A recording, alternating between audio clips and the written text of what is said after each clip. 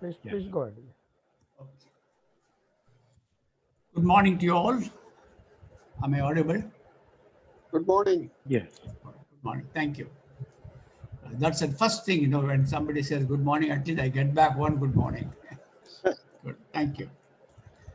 May I, on behalf of Indian Chemical Council, Chemical Industries Association, Pharma Association, Mondelez Industries Association, welcome you all for this webinar today on the subject titled Shifting Trends in Leadership Hiring and Talent Management Practices based on a market study conducted by the well-known international organization named as Stanton Chase, and their experts will be sharing their experience as applicable to Indian industry. My name is V.T. Murthy, and as most of you are aware, I work with the Aditya Birla Group as CEO of chemical business, and I was with the group for about 50 years, serving 4 generations of Aditya Birla family. Currently, I'm the chairman of Indian Chemical Council Southern Region, and this webinar is organized by ICC in coordination with other associations. I'm the moderator for this program. I would like to make some housekeeping announcements. Kindly mute all your video and audio. If you are in a closed room along with another colleague, please follow standard operating procedures as applicable for COVID regulations, like sitting with safe distance and wearing the mask, etc. The speakers and the panel will take all your questions, and please feel free to put your questions in the chat box. It will be good if you can mention your name and organization you represent. We have left ample time to answer your question. Uh, if you want, you can ask questions after each speaker. The presentation will be shared by the presenters. Probably you will have to send a mail to them or to ICC. Let me give a brief about Indian Chemical Council, shortly called ICC. For those who are not familiar, ICC was started by two leading chemical organizations at that time, one based in Gujarat and another in Bengal called Bengal Chemical Works, headed by famous Mr. P.C. Ray in the year 1938, headquartered in Calcutta. Let me give a brief about Indian chemicals. It was formed for the growth and promotion of chemical companies in Bengal and in the entire country, especially in Gujarat, as most of the chemicals were then imported from UK.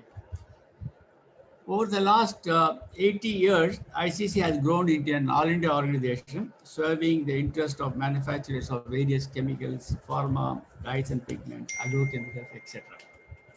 ICC coordinates with the government departments, both at state and central government, especially during the stage of formulating various industrial development policies, and also take up various issues faced by the industry with the statutory authorities. In addition, ICC acts as an implementation agency for responsible care, nicer global control of chemicals used in weapons called CWC cell, misuse of dual-use chemicals, etc. ICC also conducts chemical engineering course for plant personnel. In the southern zone, ICC works very closely with other organizations like Chemical Industries Association, Pharma Association, FICCI, CII, Mondelez Industries Association, Kadurur Association, etc. All other jointly taken the issues of industry. Even this webinar is conducted jointly by all associations in Tamil Nadu. Coming to the topic for today, presented by Stanton Chase, we are happy to welcome them as they have joined ICC recently as a new member. And we will have the benefit of their international expertise and experience in the area of human relations, talent management, succession planning, etc. This pandemic requires organizations to work in a virtual environment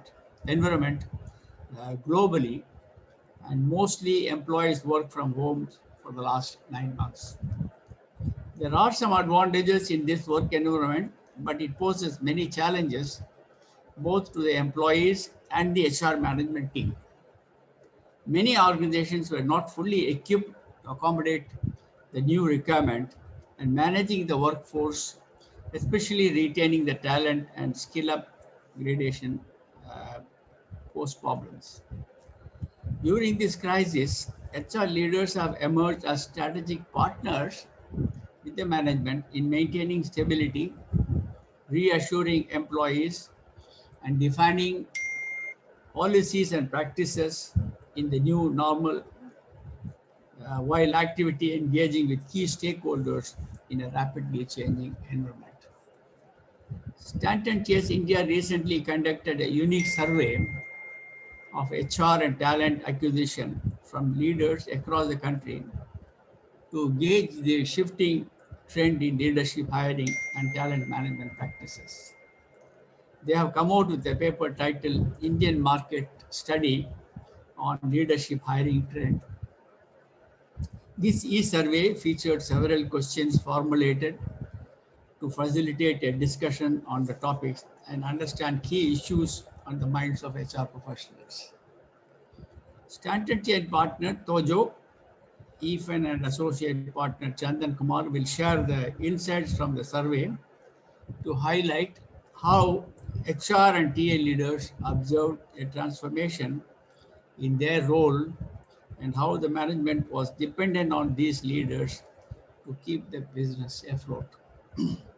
Additionally, Tojo will share details about Stanton Chase new partnership with the RBL Group, co-founded by Dr. Dave Ulrich in India, and give a brief introduction to the global HR competence study. Further, country needs to focus on Atmanirbhar Bharat, that is, attain self-sufficiency in all critical areas where we now depend on cheaper imports. In the next 5 to 7 years, we have to reach a target of almost doubling the size of chemical industry. To meet this target, we have to be innovative in areas like operational excellence, technology, environment, management, safety, marketing, packaging, logistics, and finally HR management to face competition, and with customers demanding quality, cost competitive product, and innovation has become an absolute necessity. Management, even medium and small units, is conscious of this fact and are ready to provide funds for R&D as well as talent management and take the process of innovation down to every level, including the shop floor. I've been a part of Aditya Birla Business Excellence team, and we introduced various measures to train the entire workforce, starting from CEO to the last contract workers over the last 20 years to cope up with the new work environment. It is always useful to listen to the experience of others in the area of talent management. And like you all, I am also equally keen to listen to the experience sharing on the survey findings of Stanton Chase. A few words about the speakers, which you have already seen there. Tojo is a partner in India office of Chandan Chase. He brings a variety of around 20 years of experience, and part of it is in Germany and mostly in US. Tojo led the talent acquisition function for APAC region in previously Plantronics and Polycom. His international experience include multiple global HR roles with Nokia in USA and in Finland, and with UST Global in the US and in India. He also worked with Quest Global Engineering India as HR leadership team member and integration leader. So he knows both sides. He knows he has been working as a customer and now as a consultant. Tojo holds a master's degree in HR from Rutgers, where he is the recipient of the US Garden State Council. He also holds ICF approved coaching certificate from the Neuro Leadership Institute. Now I would like to introduce his another speaker, Chandan Kumar. He is an associate partner in the office of Stanton Chase. Chandan has over 18 years of experience with 10 years in executive search consulting. He specializes in financial services and technology. His area of strength have been in successfully conducting CXO searches and senior management assignments for key business functions, including general management. His prior stints have been with the Manpower Group India and ABC Consultants, where he has successfully handled many senior level searches, including C-suite roles across technology, industrial, consumer practices, and functions like HR, R&D, sales, marketing, CIO. Chandan is a graduate in business administration. Now over to you, Chandan and Tojo. Please go ahead. Thank you so much. Sure. I'll go first. Thank you very much, Mr. Moti, for your kind introduction and to the topic and to ourselves as well. Hello, everyone. So my name is Tojo, as Mr. Moti shared. Have worked on both sides of the spectrum as a practitioner for many years globally and as a consultant as well. And we are very happy and excited to be a part of ICC. We are being members of ICC. In recent months, we have been interacting with a lot of CEOs, MDs, HR heads in the chemical sector, and we look forward to working closely with ICC and with all of you in the near future. We know this is a busy phase of time towards the end of the year. So for all of those who could make it, thank you for making it. We look forward to your engagement. So please do share your comments and questions, as Mr. Murthy shared in the chat box. And we're more than happy to start that or expand our discussions with any thoughts you may have. Thank you again, and I'll hand over to Chandan to take the presentation forward. Sure. Thank you, Tojo, and thank you, Mr. Murthy and ICC team. So it's really great to see all of you here and to go ahead with the webinar today. And today during the session, we are going to cover about the Stanton Chase and their RBL partnership in India. And we have recently conducted a unique study. We cannot remember seeing anything in past by title as India Market Study on Leadership Hiring Trends. And we would love to share our consolidated findings from leading organizations.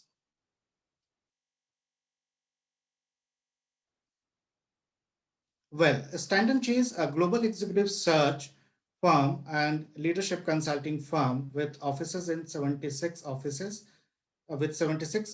in 45 countries. And we partner with leading businesses to assess and acquire top executive leadership talent who can drive breakthrough performance. Founded in 1990, and it is 30 years of a journey.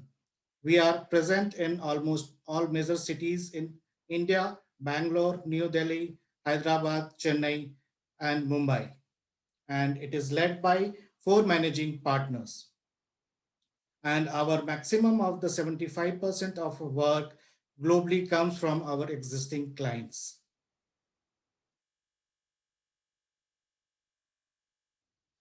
Our leadership services include executive search, which is our core business, and where we partner with leading businesses to access top executives, leadership talent who can drive breakthrough performance. Executive assessment, board assessment and compliance, and leadership coaching. And we have recently got a tie-up with NASDAQ for a vote by name solution called Board Vantage, where we are fully fledged giving a service on the governance executives, C-suite executives.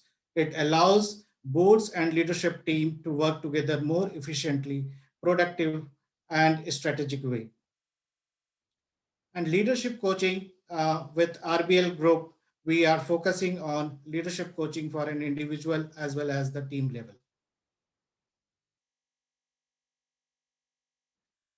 As a Stanton Chase, we cater to almost 10 industry practices, which is mentioned here: consumer product services, financial services, and private equity, government education, industrial, life sciences and healthcare, logistics and transportation, natural resources and energy, professional services, technology. Across all these 10 practices, we cater with all the different functions like board services, CEO and CFO, as well as financial heads, executives, CDO and CIO functions. We cater to the other functions like diversity and inclusion, human resources, and sales and marketing. Well, to take up the partnership and elaborate more on the Stanton Chase and RBL group partnership, I'll hand it over to Tojo, please. Sure. Thank you, Chandan. So as Mr. Murthy also referred to earlier, and as Chandan mentioned, we at Stanton Chase India are proud to announce that we have a partnership with the RBL Group. And the RBL Group is a known firm because it was co-founded by Dr. Dave Ulrich, who was popularly known as the father of modern HR. So that's something that we are proud of. And the reason why we are proud of is we are bringing two key HR solutions to the India market. One is the HR 360 assessments, which is based on the global HR competency study. And the second is the HR audits for functions within any for HR functions within any organization in any sector. And these are among the probably the leading two solutions that are out there globally. So we are happy to bring that to India through the RBL Group. And I'll speak more about the HR competency study later on. This is a study that has shaped and defined the HR profession, but the impact has not just been for HR, it's been for organizations globally, because it brings out the impact of talent on organizations that are looking to deliver successful business outcomes.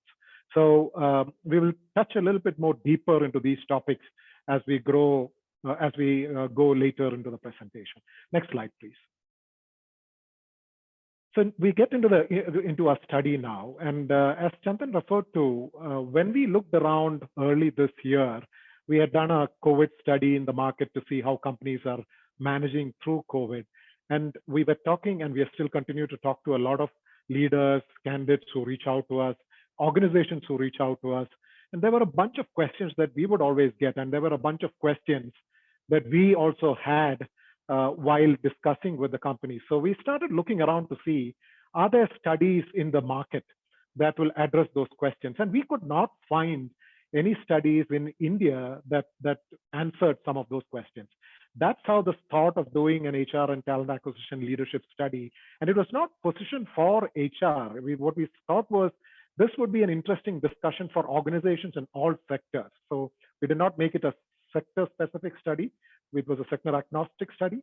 And we went across industries and reached out to 600 companies to try and see how many, as much inputs as we could gather for this study. So what we realized is HR leaders have really emerged as critical strategic partners during the past few months after the pandemic started. They've been on the forefront of businesses, supporting leaders, working very closely with leaders on looking at managing, onboarding, hiring virtually. So they have had to shift the way of working. And while where it was not possible, they've had to figure out how companies really try to manage workforce in a safe manner, right? So preserving employee well-being, preserving engagement, and sometimes in a hybrid manner, right? So some working from home, coming to the office, then managing factories, and then managing certain populations to come in.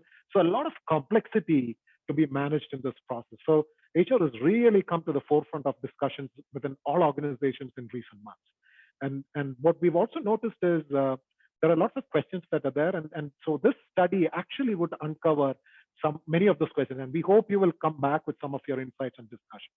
Next slide. So just to give an idea on the industries or sectors that we've covered. So we went across sectors. As said, we did not try to focus on one sector because we wanted to see how India as a market is really responding to the leadership hiring, talent management practices. What's shifting? What are the new trends?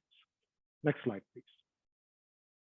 So we asked all our HR and TA leaders, and these are like senior level leaders sitting in companies, what keeps them awake at night? And interestingly, they came back with a few key topics. One was business continuity planning, not a surprise. In our COVID survey itself, we had heard that business continuity planning was on top of the agenda for many organizations.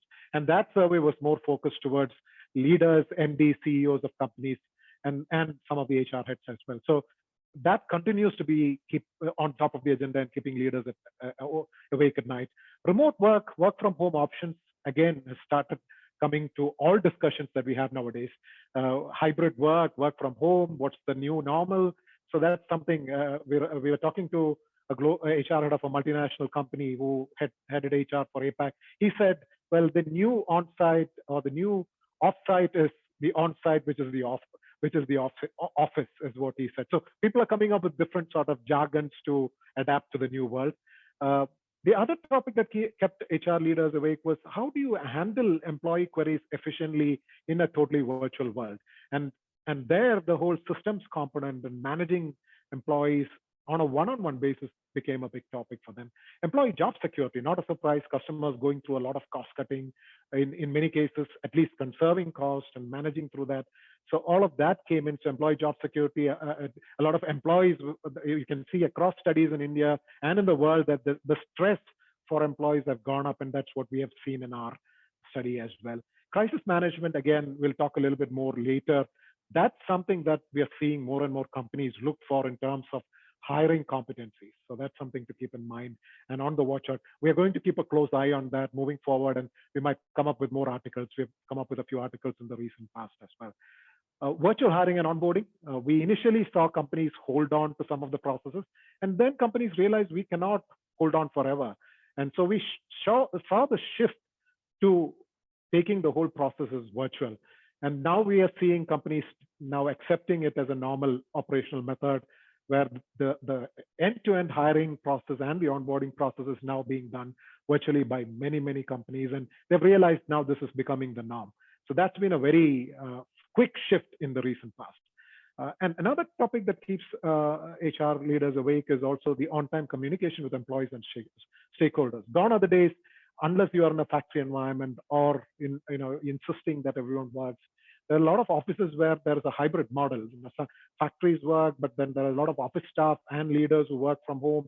And so there's a mix of all of that we see. So how do you engage with the larger employee population in that scenario? So that's another topic that we see.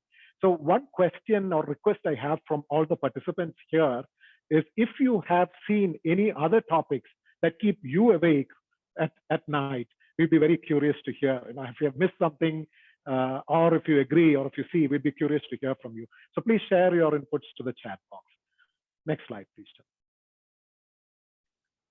So getting to the crux of it, what is the shift? What are the key shifts that we see in leadership hiring trends? So these are just few of the key shifts that we saw. Without a surprise, we are seeing a lot of organizations setting to hire more people in the areas of AI, digital, data. So now all of this has come to the forefront, and we've heard leaders from all sectors saying the whole pandemic has made the shift to digital faster in every sector. So even the traditional industries and companies are starting to think about this seriously. Even on the hiring areas, on the internal side, companies are thinking, how can we bring in systems which build AI and digital elements to our process? So those are really interesting shifts that have gone very fast in the recent months, and everybody is actively discussing and exploring these areas. The other thing that we see is also how companies expand and reach the customer, right? So there were a lot of traditional methods, including the customer touch points, customer operations, sales. There were many touch points with the customer that were in person. Now companies are trying to figure out how we do it remote, secure, accessible, flexible manner, and can we do it without losing the trust and credibility with our customers? And that's where this whole topic of digital, right? If you look at the traditional brick and mortar industries, everybody is thinking about, can we have a digital team? And we're seeing many industries don't have that talent.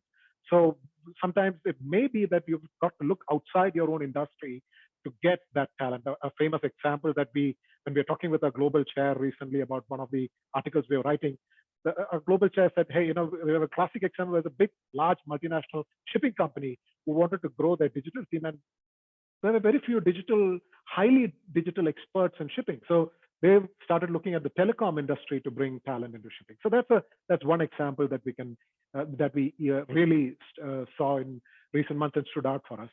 The other element is that COVID-19 crisis has generated a need. So the early model of leadership, companies are saying, how has that changed? Someone who was great earlier, can they be great leading into the future, and what needs to change for existing leaders and for future hires for companies? So a lot of discussion around leadership competencies, being agile. Emotional intelligence has come to the forefront. You see a lot of material around emotional intelligence globally nowadays. We see that in India as well. We saw that in the COVID survey previously as well. So companies are really looking to be more strategic because there's increased focus on hiring, but it's not about hiring mass volumes. It's about going in a focused manner. Next slide, please. So these were some of the questions which are on our minds, which we heard our customers, our partners, our potential candidates also ask us. So one of the first questions was, for this was probably for multinational companies more relevant. Do you foresee any shift in leadership hiring towards India from outside because of the whole pandemic world? Can more work be moved across countries? And India is known to have strong talent in certain areas. And interestingly enough, a lot of the folks, close to 50% said, no, we see it continuing. But more than 1/3 said they expect an increase.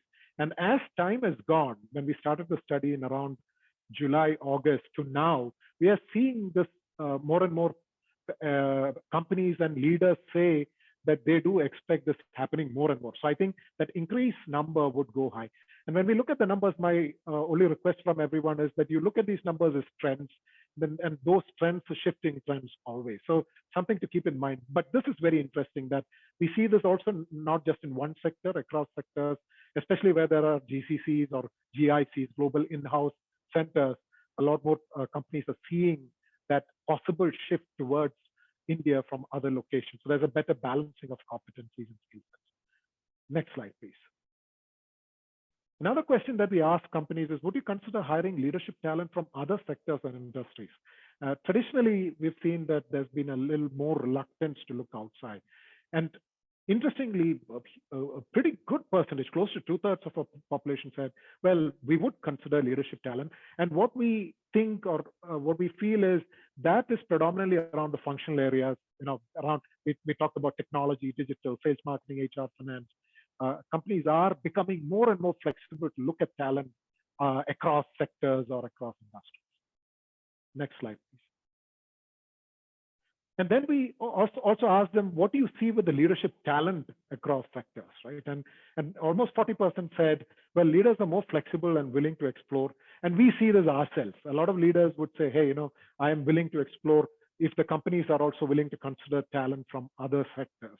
And that's an increasing trend that we notice. There are almost 1/3 were reluctant to shift jobs because of the uncertainty. I think a lot of people like stability. It's a known fact that as human beings, we prefer stability over instability. So that's something that we noticed. And we also see a lot of companies say that the availability of leaders, strong leaders, have increased. So it seems like the supply side of talent has increased in recent months. And we are also seeing this from a Stanton Chase perspective. Next slide, please. And then we asked them, in a post-COVID environment, are you open to having virtual or location independent leadership roles, right? So because we've seen traditionally, most companies have really said we need leadership roles in a headquarter location traditionally, or we need leadership roles in one of our key offices. So we asked them, in the pandemic world, has that thinking changed? That was all our intention, to figure out how a company is thinking. And interestingly, again, more than half, close to 2/3 said, hey, we are open to having virtual location or independent roles. I say this with a little bit of hesitation because this is thinking.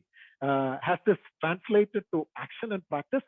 I would say, at least from a personal perspective, I'm not seeing that yet. But companies are willing to explore that more and more, which is very encouraging, because now pandemic has hastened that thinking process on, okay, can we make more flexible? And what that does is it gives companies more access to really high quality leadership talent. Because there are some really high quality leadership talent who may have restrictions moving around due to family commitments, the commitments. And if companies can find a win-win around it, it's an absolute great thing for the industry and for the professionals themselves as well. Next slide, please. So one of our companies that whom we work with closely, global TA head said, this is a trend that he notices. And what he said was most companies are going through cost cutting, which is not a surprise, and paused hiring for some time. But the proactive companies who have long-term planning and they look at it with a little bit of positive risk taking. So it's not risk taking at the sake of the business, but trying to have a strategic focus around looking at new growth areas and trying to see with competitors, how can we come ahead of the group that we are competing with. Those companies are looking at investing in hiring leadership talent or executives in those key areas, and they want to spearhead these new initiatives. And we see that there are exclusive companies who are doing that, and some of these leaders recognize that it's important to take that step. Next slide, please. Yeah, so we also then looked into succession planning as a topic. And as you all know, succession planning is a strategy process for identifying and developing future leaders and critical talent within an organization. And we strongly believe that it's a critical business continuity function. It signals long-term health for an organization. If you are a public company, a lot of the shareholders look for how robust your succession planning process is. And one of our contacts, again, the head of talent management for non-US geographies and services at Boeing, said, for them, succession planning, even through difficult times, they've seen it as a leadership investment and not as an HR focus area. So it's on the agenda for senior leaders to review regularly. And all the strong, great companies that we know puts it on the leadership agenda.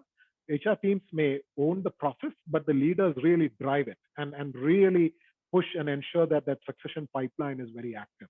And discussions of managing succession is seen as an enterprise business risk, and it is not taken any lightly as an HR process. Something to keep in mind if you're an organization who haven't really thought deeply or want to look at improving succession planning. Next slide. And so the current crisis has made succession planning even more crucial because companies have realized that one of the things is we don't have enough or lots of resources to go out and hire. So they've started looking deeper into their talent pipelines. And the boards are also getting more involved, right? So boards are also asking about the talent pipelines, leadership pipelines, who is really apt to lead in the new normal. So a lot of interesting questions coming out.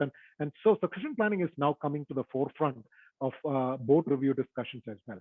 Effective approaches for succession planning is really there for the top companies, and we clearly see that as a practice. And at a high level, what you see is few key steps, right? So that many companies may have their own ways of looking at it, but at a high level, if you have to generalize, 4 steps that happens: identifying talent, assessing the talent and the roles. Actually, I would say identifying the talent and the key roles that are critical for organizational success and the future strategy. I think that's an important process. Assessing talent for that and developing them, investing in the development process through coaching, mentoring, assessments, 360s, there are multiple things that you can do around that. Development programs, all of that can be done. And then how do you ensure that when the right time comes and people are in the right place at the right time and the opening appears, they are considered for it. So we see when we spoke to many CEOs and MDs in the chemical industry, we noticed that the chemical industry comparatively, at least the large multinational companies, are doing this quite well. So there's a lot of good succession planning or talent management work that's happening in a robust way. So we see the other side of the problem where we see there's probably a lot of focus internally and probably not a diversity of talent externally, which Chandan will cover a little bit later on the topic of diversity. And then with internal pools, again, as shared earlier, there's a lot more focus now. That's what we've seen in our surveys and study feedbacks. And it's also important to constantly assess evolving areas, right? So because of pandemic now, a lot of companies are looking at areas which have changed. So as an example, I was talking to the talent management head of a pharma company who said, well, we are starting to look at digital marketing and we don't have that skills within us. Traditional marketing for us in pharma have been very much traditional marketing. And now the digital angle is grown. So we're seriously thinking how to develop, acquire talent from different places. And these talent will really name the amount and compensation packages that they're willing to get. They will get it because there is a shortage of such talent. Next slide, please. So we then asked companies, how would you rate your company succession plan? And almost 1/3 said we are doing very well. They gave a rating of 8, and then 6 and 7 for the remaining. So a lot of companies, that was our interesting finding, that a lot of companies do have some sort of succession planning process and they rate themselves well. At the same time, there are a healthy percentage of companies, and if you look at it, around more than 1/3 rated 6 or below. So there's a lot of scope for improvement in the processes that we see as well. Next slide, please. And we asked what percentage of your leadership roles are filled successfully from internal talent with the different sectors, and fintech and financial services came the highest. Interestingly, we did not map chemical specifically, but if we had, we would expect that chemical also would have a very high rate of internal. We know this anecdotally because we've been talking to a lot of leaders and HR heads in that space. And then we see global in-house centers, probably they are looking for capability the most outside, because I think in the early part of their evolutions, many global in-house centers are only sort of exploring how to go up the value chain of delivering services. Interestingly, a healthy percentage still comes from within the companies across sectors, which is quite interesting and nice to see as well. Next slide, please. Yeah. So if at any point, if you have questions or inputs to the topics that I've shared, or the topics that we share, please do add your comments to Q&A. We will revisit them at the end of this presentation and would be more than happy to discuss that further with you. And over to you, Chandan, to cover the next topic. Sure. Thank you, Tojo. Thank you for your insights. Well, so we see diversity has been a major topic these days, and like diversity can come from any areas. It can be from the other industry. Diversity can be a gender. Diversity can come in many areas, and this is you can see the lot more discussion in every organization. That diversity has been given a priority in each and every organization. So to just brief you about Stanton Chase has signed up a membership with 30% club, and where this 30% club membership, it is an international affiliation of businesses who are taking voluntary steps towards the goal of placing 30% of the women on corporate boards and senior leadership roles. So we are happy to be a member of 30% club, where we are committing for 30% of women on corporate boards and senior leadership role. Right. And even before the crisis, many organizations have thought their diversity has to be diversified at all levels of management. So that's the major area what they are considering, and it is a current situation demand for all the board members as well as the across the level in any organizations, right? So one of our talent acquisition head client partner has mentioned here, saying that to retain a gender diverse workforce, which is also productive, organizations would have to prioritize options, policies which would not only support, but also catapult careers and well-being of women in the new normal. And then we asked a question to our participants while taking up the market study. How do you foresee in diversity hiring at the leadership level for upcoming financial year? And I would also would like to hear from the audience, like what is happening in their organization in terms of the diversity hiring at leadership level for the upcoming financial year. So you can answer there in chat box, and my colleague will later on consolidate and share the findings with us. So after asking this question, we got 66% of increase in the diversity hiring at leadership level. So that's what we changed, and few organizations like 31% have referred for a no change. Then we asked, do you have a diversity hiring targets for your boardroom? Well, 55% of the organization answered yes, there is a target for a boardroom and for a diversity hiring, and 40% of them told no. Well, uh, there are multiple HBR reports, McKinsey reports, where they are saying 25% of the profitability comes from a diverse workforce. And there is a couple of, again, answer from our client partners, like board with a greater gender balance, bring in a lot of finance, sophistication, and human touch to the boardroom. This helps create a very objective and unbiased environment. It also brings in different perspective to the table, which can be extremely helpful in both strategy and execution. One of our managing partner, Ashwini Prakash, mentioned organizations that choose to look beyond discriminating factors like gender will be able to recruit from a larger talent pool when a diverse, talented group of people work together. There is a better exchange of ideas, viewpoints, market insights, and problem solving skills. Then we consolidated our findings and we looked for the ways how are we going to improve the leadership hiring process by seeing the participants answers during our market study, right? So we understood there has to be increasing in the diversity has to be there for each and every organization. That's going to be a major focus. Maintain transparency in hiring process with on-time communication. So that is very much required in nowadays in each and every organization.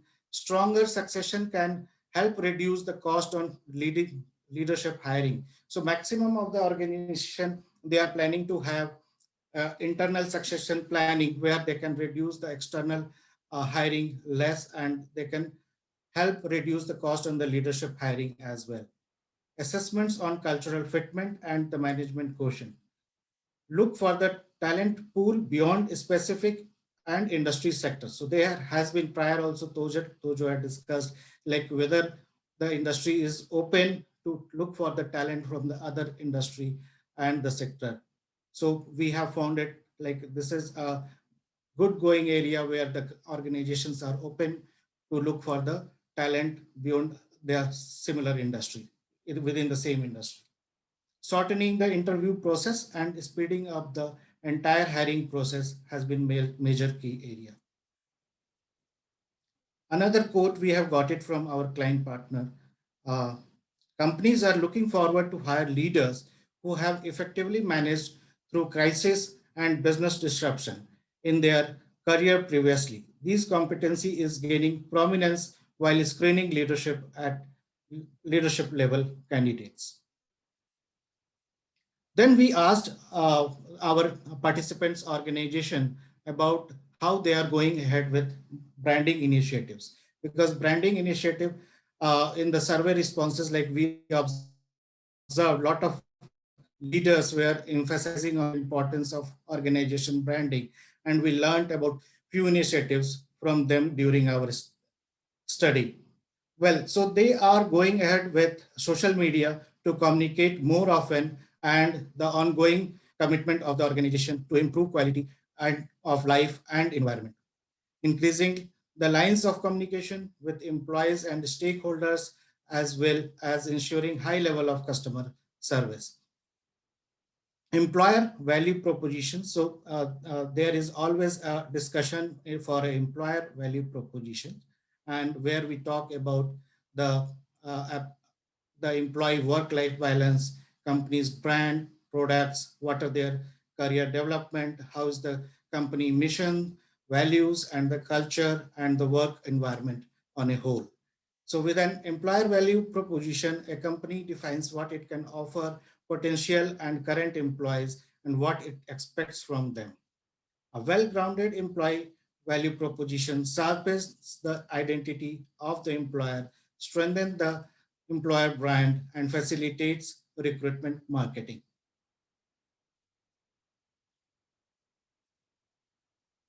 Well, to take up further to our study conclusion, and would like to take it from Tojo, please.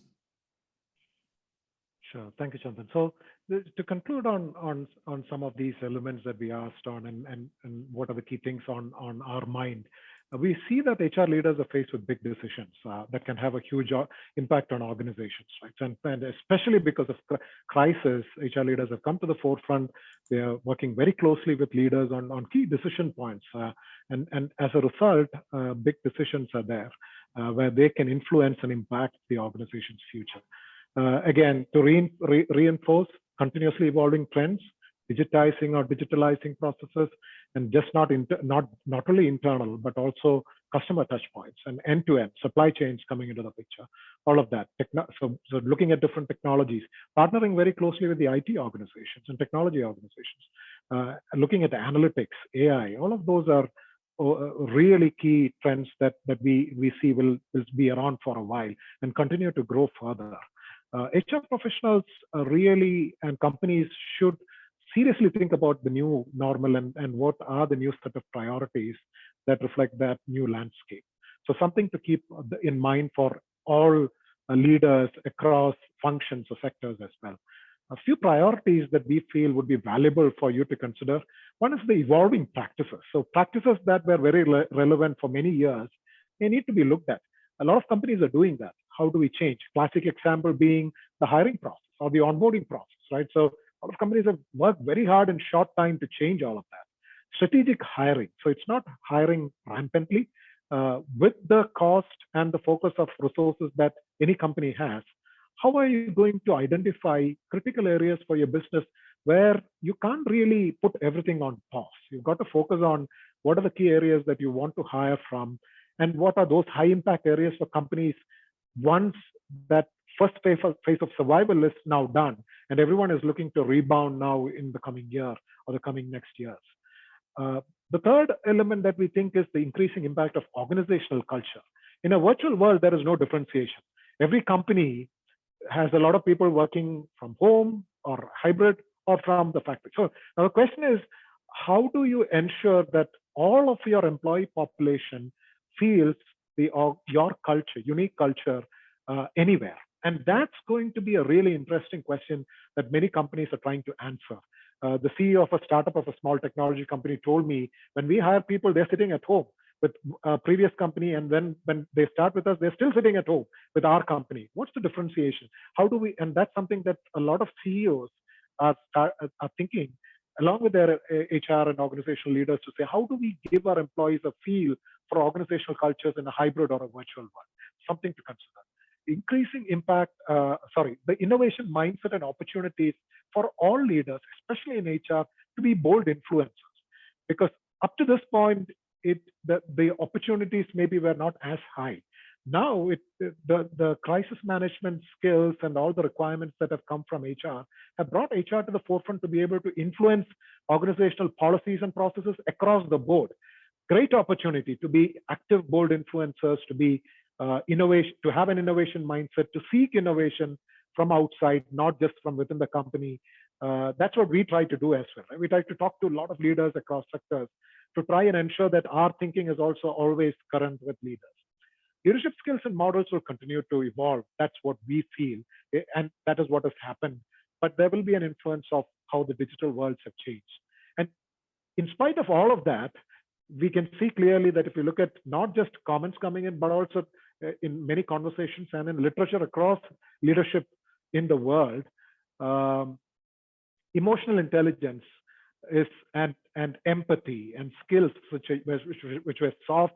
Many people have said in the past they are hard skills, are now becoming more and more important for leaders, because it is not very easy to manage complexity, and that's where even with customers or with partners, all of those elements require a lot of emotional intelligence from leadership to be able to manage through the complexity, or what you would have heard the term VUCA, which is volatility, ambiguity, uncertainty. U is uncertainty, C is complexity, and A is ambiguity. So again, the VUCA world has been mentioned around for many many years came from the US military side of things, but now it's becoming so relevant to organizations thanks to the pandemic.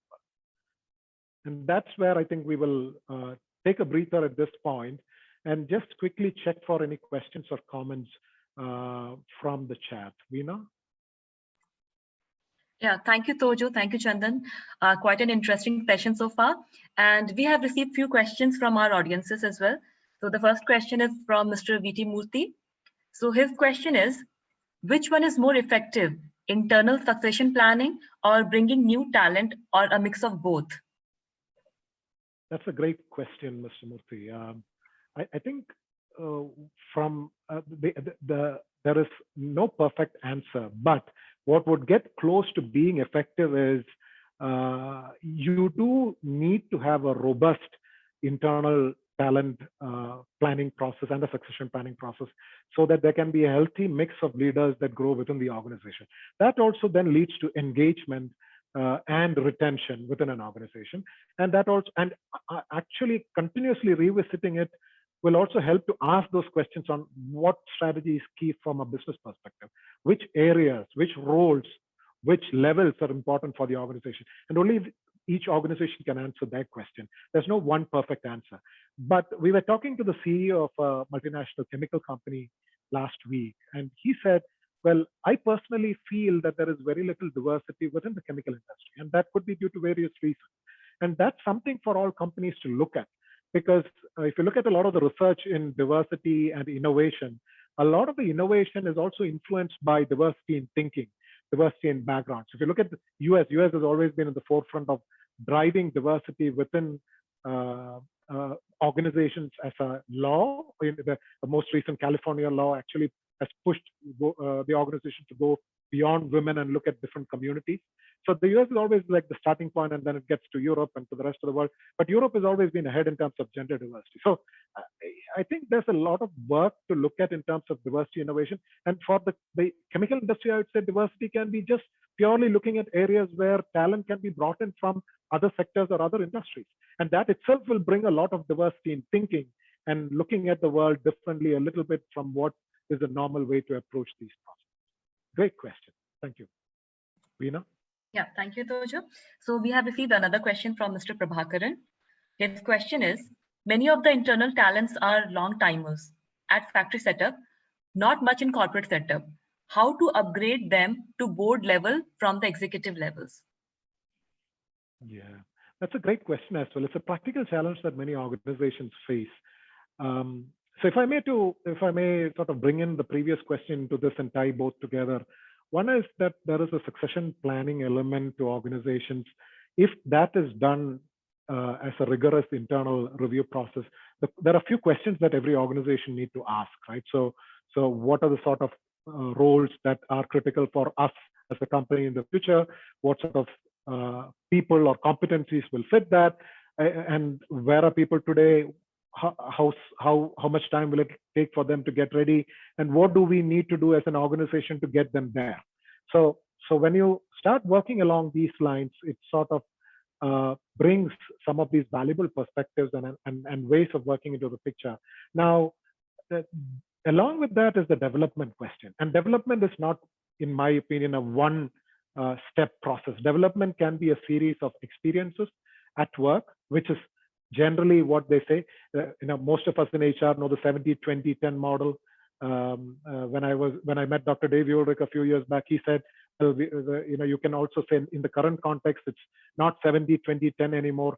And 70-20-10 became world famous because it picked up as a concept and it was easy for people to understand. For those who have not heard, 70% was supposed to be experiential, work-related experiences, 20 was supposed to be developmental, and 10 was supposed to be coaching or hand-holding, mentoring sort of things. They thought that shifting more to the 50 to 60 of work experience and then good percentage developmental because a lot of new skills were coming up, and then coaching and mentoring equally important.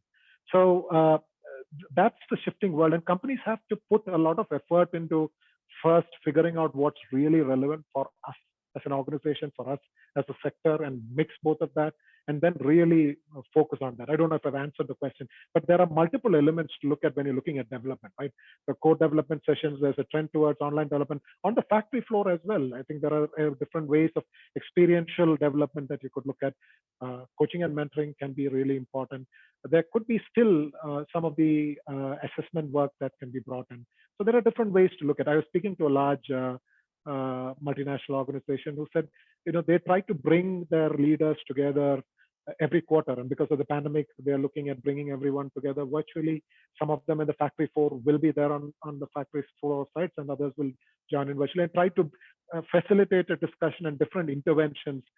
They had some interesting ideas around it to figure out how we can constantly upskill and develop the thinking of leaders to get at that level. Because once people get to a leadership level, or what you want there is less about being technically really good, because those leaders are good at the technology or the technical stuff of things.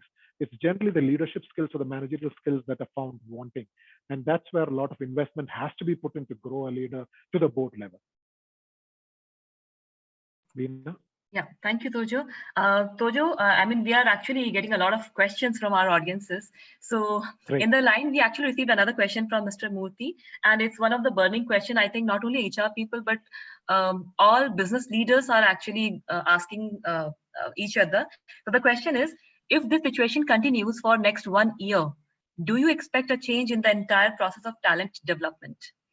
And in addition to his question, actually, he has given his insight also. So I'll just read that out before you start answering the question.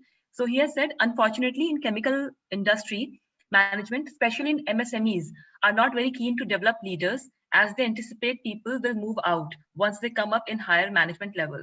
So this was his insight, and his question was about the entire process of talent development. Will it change if the situation continues? Yeah. Thank you. Great question again. So our view is it is already changing, and the change will continue. And I think what the pandemic environment has brought is it has hastened the change for many companies.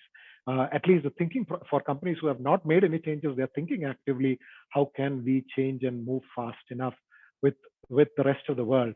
And this doesn't apply to only the technology companies. Every company is starting to ask that question.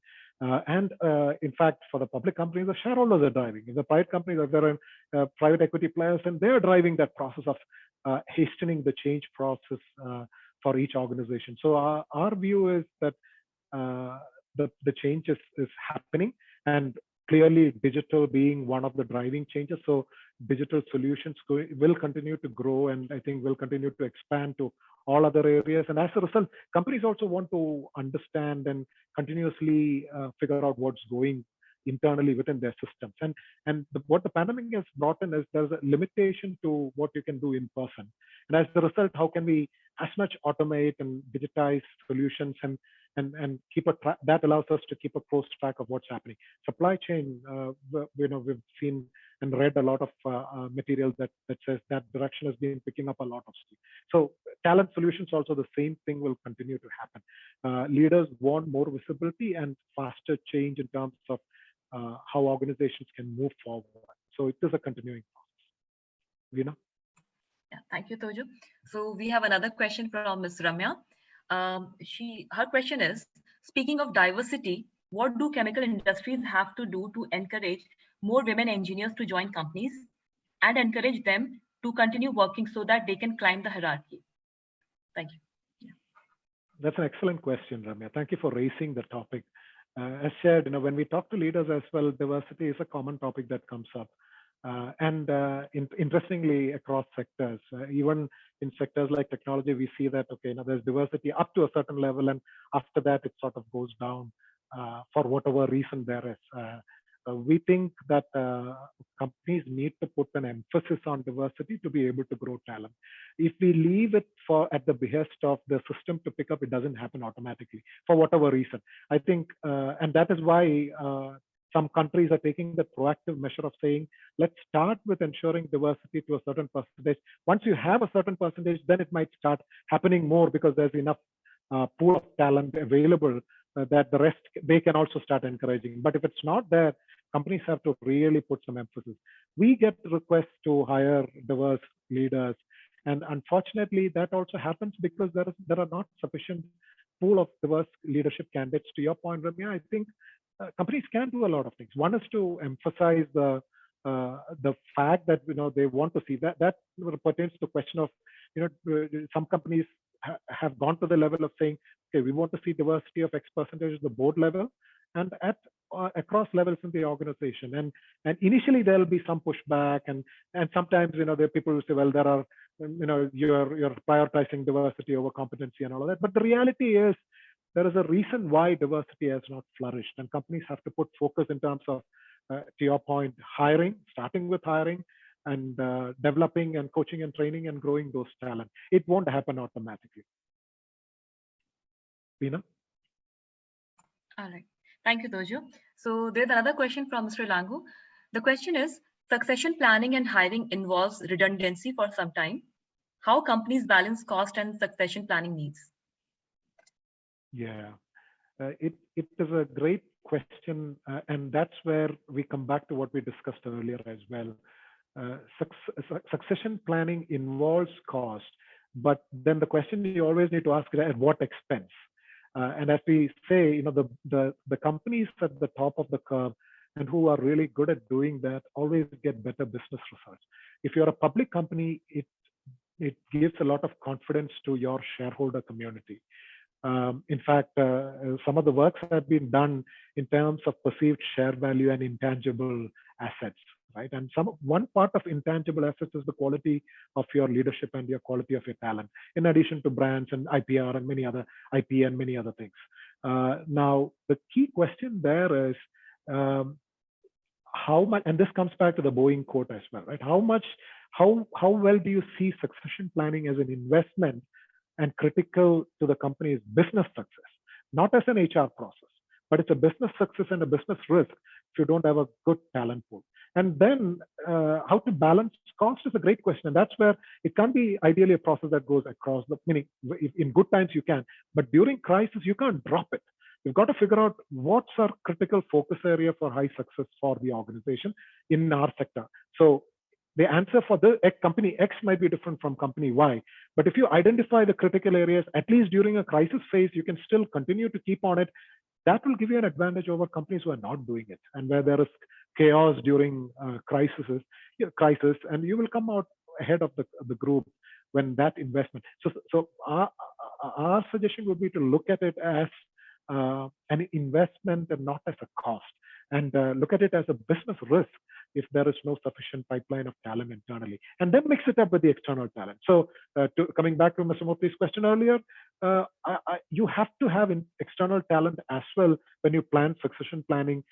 In some cases, it may be a competency issue. In other cases, it might be a diversity of thinking and the competencies and experiences issue.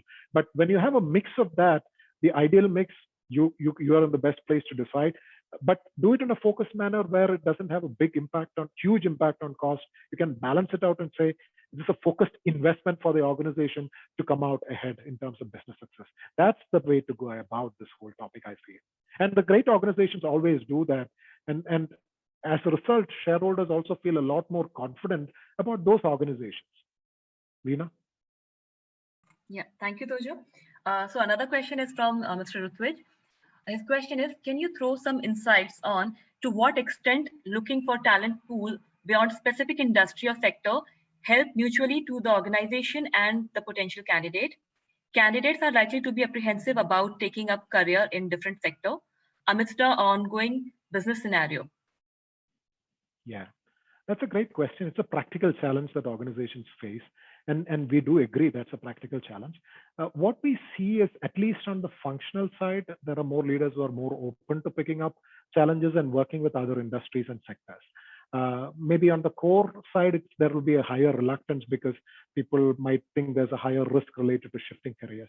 So maybe the place to start is to look at bringing in talent from other areas on places where you can actually be very open to looking at that, right? So on the functional side, maybe start there and then slowly look at, where are those areas where you don't need to have a really meaning it does not need to be a non-negotiable. You can look at talent from, maybe it may not be from radically different industries, but it may be from adjoining industries. And maybe that's the way to start.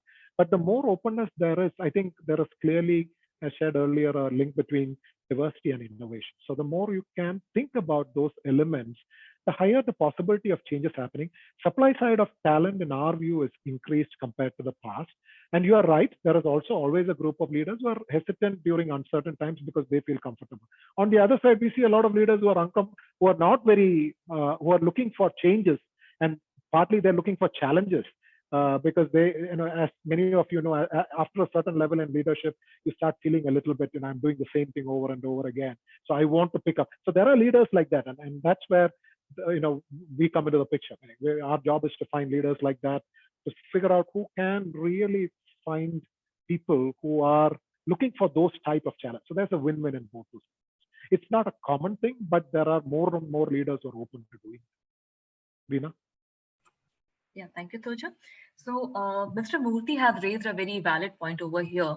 So I'm not sure whether it's a question, but his point is, as a part of diversity, to comply with regulations, we have one lady director in the board. Unfortunately, she hesitates to ask questions. If the government makes a regulation to have 1/3 as women directors, then they will be able to analyze the company's performance and contribute in the process of governance. So I understand it's about the SEBI-mandated rule. So yeah, over to you, Tojo. A great suggestion. Thank you, Mr. Murthy. I think there is absolutely room for both of that, to more qualified women leaders to come into the board and to be more open to doing that. And absolutely, even with the one, we were, within Stanton Chase, we were reading an article, I think as early this year, there was an article in Times of India which said there was still a good portion of companies who had still not filled that one seat. So in spite of all the regulations, and so if that becomes 1/3, one can imagine how much companies might be scrambling. But it's a great point. And then with there are, and it is not that there are not female leaders. I think there needs to be a more willingness and openness to also bringing in more female leaders to the board. And the more there are, there'll be confidence. And generally what we see is, if these are very seasoned female leaders on the board, they generally don't hesitate to ask questions. They are very confident about themselves. They are very confident about the experiences that they have, and they ask the questions. And there might be exceptions, and you're right. If you feel that, or if someone feels they're secluded, maybe there's a higher reluctance to raise questions. But great point. Thank you for sharing, Mr. Murthy. And I think it is a great discussion to have as well. Do we need to increase the quota for women? All right, Tojo. So we have another question from Mr. Ram Singh. His question is, there are only few ladies opting for chemical engineering stream. How to motivate fairer sex to pursue chemical engineering career?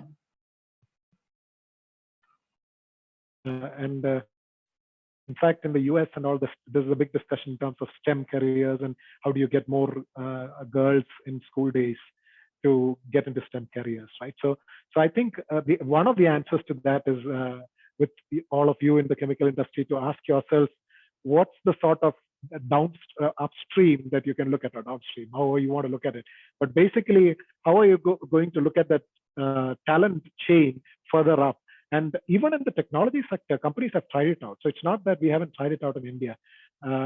They go back, and there are many companies who will go and start engaging students from school days.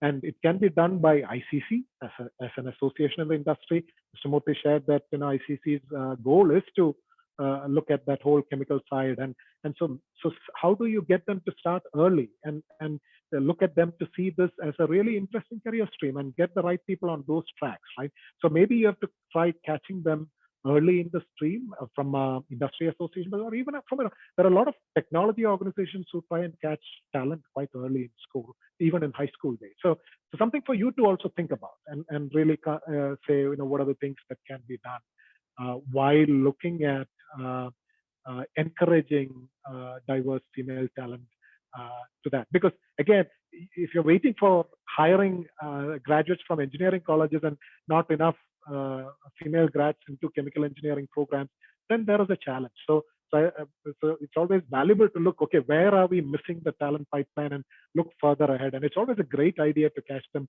even further younger and sort of help them guide. And there are all sorts of things you could look at, right? Apprenticeship programs.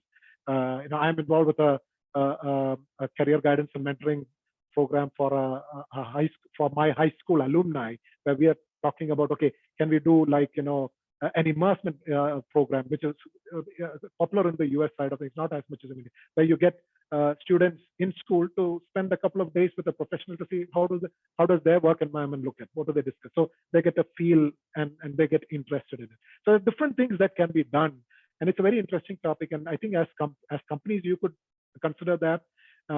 As organizations also, or as associations also, you could seriously think about that. Great question, Veena. Yeah, thank you, Tojo. We are done with the questions as of yet, so we can move on to the next question, please. Sure. So, thank you. I'm just coming in here. It was very interesting. Yeah, you have some more points? Yeah, I just wanted to touch on the HR competency model that we wanted everyone to be aware of. And then if you had something to mention, please go ahead. After you complete, then I thought I'll conclude and then. Great. So I'll just sort of quickly walk through a few slides. And this is predominantly for the global HR community that speaking about our RBL agreement. Thank you, Chandan. So this is a global HR competency we have tied up with the RBL group. And this is probably the next slide, please. Yeah, this is a global study where one could confidently say the most comprehensive empirical review of the HR profession. So if you're really interested, this is the study that has shaped and defined the HR profession globally. Some of you would know Dr. Dave Ulrich's works from the early 80s.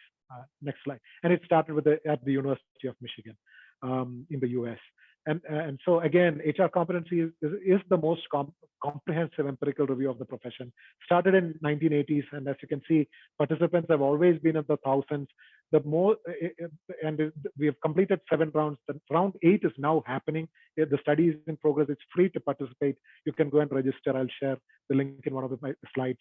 Across these 28 years, there have been more than 100,000 participants. And what the study brings out is what are the key areas for HR to keep in mind. And this sort of answers some of your questions, right? What are some of the areas where how HR is evolving and all of that as well. And there's a representation from across the board. We are including this into all our communication because we want all companies and HR teams across the board to be also actively involved in the study. More participation from India, we'll get more representation in the competency model from India as well. And it's free to participate, register and participate. It will also get an inputs from your non-HR participants. Next slide, please. So again, this was a split of how many people participated from around the world. As you can see, this is probably one of the few global HR competency studies that are out there, which looks at a truly global model. Next slide, please. And Asia is well represented. And again, all groups of HR participants normally participate in this study. Next slide, please. So this is just to give you a feeling, and anyone in HR in the past also has seen Dr. Dave Ulrich's model of the HR stool. So from 87, how every 4 to 5 years, how has the model evolved? So 97, what are the different areas? And you can see, Chandan, if you could hold for a bit, you can see the strategic elements of HR technology, strategic competency, HR delivery came into the HR competency model, personal credibility, business knowledge, business acumen came in as early as 2002. It took a little bit of while to get global, but these discussions happen, and in the University of Michigan, it has been happening with HR leadership globally at that time. Please keep going. And what this will do is to bring this competency, we will be able to bring this competency model to India. And traditionally, this has been accessible only to an exclusive population outside generally. So that's why we are excited to partner on this. And you can see how the models have evolved. It has become more complex in nature, change, capability, technology, HR innovation, strategic positioner, so grasp of strategy. And 2017 was the last version. And this is the 2016. And this is the most recent version that we had. And as you can see how this has changed. So a few core elements are there. Now, if you were to ask why is a global model important, it's a map for anyone to say, how do I become a world-class HR professional? What do I need to get there? Next slide, please. Yeah, so there are 9 competencies, and 3 of them are core competencies. Strategic positioner being one. Next slide. Paradox navigator being the second, and credible activist being the third. So these are the core competencies that you see in the middle. If you're interested, we'd be more than happy to share the previous report, which details out all of that. But there's a lot of really valuable knowledge that you can gain out of the competency models. With the RBL group, our arrangement is we will also be able to bring the competency assessments 360, that is the end result of the competency study. So every competency study results in a book and a competency model, which we will come out of. So culture and change champion, human capital curator, total reward stewards. This is the core HR competencies. And then there is a compliance or the operational set of competencies at the bottom. There's technology and media integrator, analytics, and then the compliance aspect of things. So we have very comprehensive models that we have out there. And I'm rushing through this, but I just wanted to give all of you an input on how much great work happens behind the scenes to get a comprehensive competency model out there. And this is a truly global work. And if you're really interested, you will also be able to get a free report after you participate in this study. Next slide, please. Again, if you're interested, this is the place where you can go and register, rbl.net/HRC8, or if you just Google HR competency study round 8, it'll take you to this link, and you can register yourself or your HR team for this plan. And again, this will be a part of the study, so it's free to participate. But after the study gets closed, new models come out, we will be able to then bring out the new competency assessments based on the new model. And generally, there will be a book that highlights, multiple articles will come out. And again, this work has developed over since the late 1980s. So I expect nothing less interesting, but high quality competence models that comes out of it. So that's one way to answer the question, how can I become a world-class HR person, and how can I have a world-class HR team? So we also have an HR audit which reviews the team. Chandan? And yeah, that's where we just wanted to touch that, bring that into our discussion, because all these are interconnected topics. And if you have an opportunity, please do participate. And it is a win-win for everyone. It's great for the HR profession as well, and great for the organization who'd be willing to get you to participate. Thank you. Mr. Murthy, over to you, please.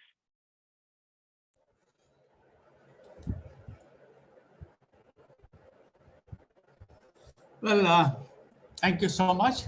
I think your presentation has been excellent, because you have covered such a vast subject in a matter of about one and a half hours.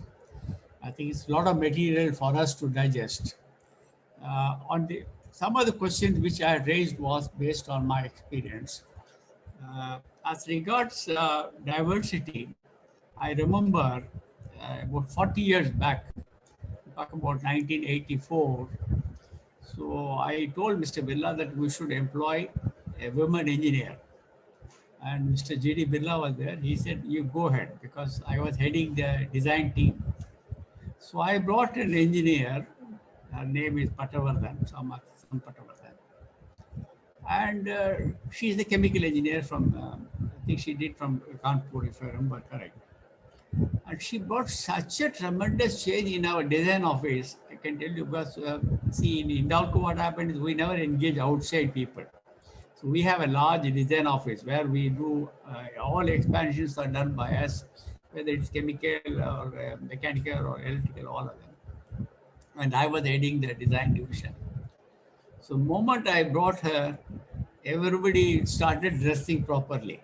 The first change, because she was the only lady in that. Otherwise, earlier, all shabby things became very neat and clean. Housekeeping was excellent. And this girl used to go to the alumina plant, chemical plant, climb up the stairs when all women, when all workmen will watch. And she'll come back and tell me that these are the problems in the existing plant. And her analytical skill was so good that I think some of the men, they agreed. They said, so, and that one girl, then I started recruiting 2 girls, and then that became a team. So that is how we brought. And I think in our group, we encourage diversity. The point I brought was about one-third director.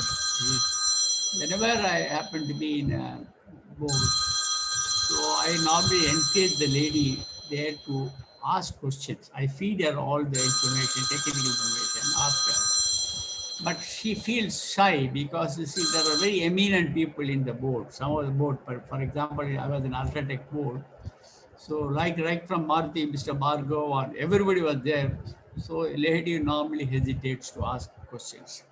But if there is, we had recently an IOD, Institute of Directors meeting, where this point came up about the complaints about one and two or three directors. So some, at least IOD now feels that one-third of the directors should be of ladies.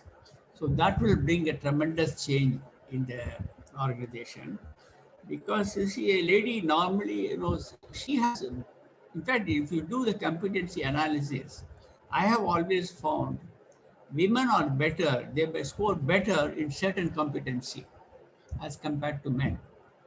Doesn't mean that men are not good, but I think some areas their competency levels are very high. So this is my personal experience in many years. So I think we should make use of that talent. And like Ramya's question was about chemical engineers. Yes, that's a very valid question. And you have also answered correctly. ICC should now take up the challenge of encouraging more girls to come to the chemical engineering plant. So what happened, that typical chemical engineering plants or the pharma intermediate plants, take for example in Gujarat, are all privately held, uh, not very complying with the environment. So there are issues there.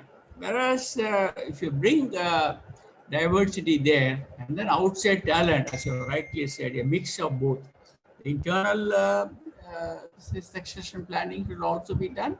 Simultaneously, periodically, you have to bring talent from outside to inject fresh, like it happened in a typical case of my chemical engineering, I'm saying, say environmental control. So when you do the bacterial one, you have to put a fresh bacteria so that the other bacteria also takes care of it. So I think fresh knowledge, fresh talent is important. We need to bring.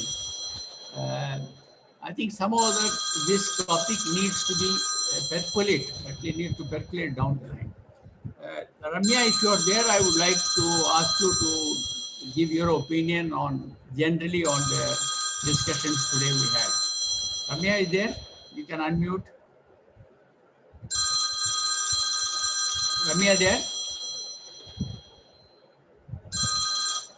BKK is there? Ramya there? Hello. Okay. Hello. Yeah. Yes, sir, बोलिए. Ramya is there? Of Tirumala Chemicals? Or Yelango? No, she's not there, I think. Okay. She was there. I saw her name there. I saw her name there. Anyway, so coming to the concluding point, as such, you see, your topics are very well covered. Hello. There has been, yes. अभी भी एक meeting चल रहा है अभी इसके अभी Pardon? दोनों लैपटॉप पे एक लैपटॉप में काम कर रहा है, एक लैपटॉप में कान में लगा के मीटिंग होल्ड कर रहा है. हाँ घर पे ही है. कल तो ऑफिस जाने वाला हूँ. Unmute. So to conclude the session, I think it was very interesting, though we expected the participant to be more, but this being the time, early time, about 10:30, 11, is a time where people take normally their own internal meetings. But other than that, I will ensure that your presentation, if it is available to me, we circulate to all the people, so that if they have any questions, so that they can ask ICC or they can ask you directly. So I'm really thankful to you for taking time out, making the presentation. It is a wonderful presentation. A lot of materials have gone into it. A lot of study has been done, not only in India, globally you have done. I think it is a great thing. It is very useful for HR people, especially in some of the medium and large industries. And I will also like to thank the people who organize in ICC Mumbai, BKK, and these team members, and as well as all the participants who have participated, who have taken time out. I'm sure that you will find this topic is interesting. Pallavi, you want to say anything? No, I just want to say this as experienced chemical engineers in the other fields, like me, there are many girls in the industries as of now, women. So ICC can give the chance to speak or on some topics. So in that way, it can help for us type of people to get a chance to meet the people or to speak up. So this is just a suggestion. Thank you, Pallavi. We will take care of it. We will ensure that there is a one webinar we will exclusively only for women engineers. If you can take the lead, I'll be very happy, Pallavi. Yeah, You can get definitely. in touch with me Yep. or with the ICC Chennai. Yep. I'm sure that you have the mail ID, and so that we'll organize one. We want to encourage more girls to come into this field because some other, as I said, in the next 5 to 7 years, as per Prime Minister's program, we have to double the capacity of our chemical industry because we now depend a lot on Chinese imports, and this has to go, and it will happen also because and then all the states also have taken the initiative of going into the chemical plants, and then they are building a park, whether it is pharma park or pharma intermediate park or chemical park. I think there is a lot of scope for the future for the chemical industry, not only in the field but also in the IT and AI area, where, like Tejo said, there's a lot of interest now moving away from the traditional methods to AI. Particularly in the chemical industry, there are certain areas where only a remote control mechanisms can operate. So more automation is required, and there are robots which can work in certain areas. With that means we need more of AI people to work, and they should have a chemical engineering background. So people like Pallavi, definitely you have more scope.